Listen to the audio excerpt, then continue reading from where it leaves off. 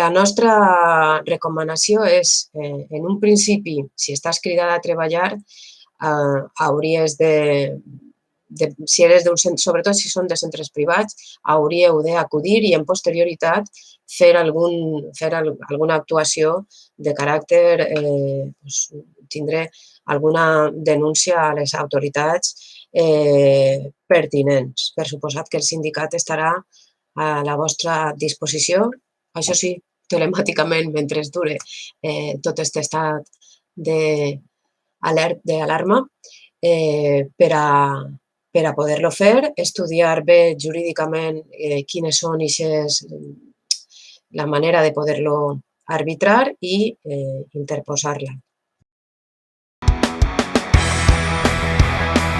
Preguntes de centres d'atenció primerenca. La pregunta és si l'empresa pot obligar els treballadors a acudir als centres. Als centres estan suspeses les activitats, tot i que els centres estan oberts. Els centres d'atenció primerenca. L'empresa pot demanar al personal que acudisca al centre si no es troben de baixa mèdica per a atendre als possibles usuaris. Bé, és cert que en qualsevol empresa, ja siga aquestes empreses d'atenció primerenca, com les que estàvem comentant també dels centres d'atenció a menors o de discapacitat, hem de demanar, i com a sindicat estem demanant-ho, que es posin a disposició i es facin servir les mesures preventives amb els equips de prevenció, els EPIs, adequats. Si no es faciliten, cal posar-se en contacte amb nosaltres, amb el Gabinet de Salut Laboral, perquè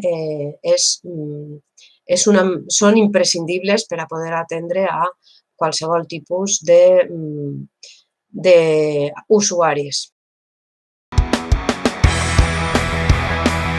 La gent que treballa com a monitores de menjador o activitats extraescolars en centres concertats o privats, si fora possible la declaració d'expedient de regulació d'ocupació temporal, també seria preferible a l'extinció de contractes. Però, com hem dit, esperem a veure les mesures econòmiques i socials d'aquesta vesprada i quina cobertura té totes aquestes activitats i tot aquest sector laboral.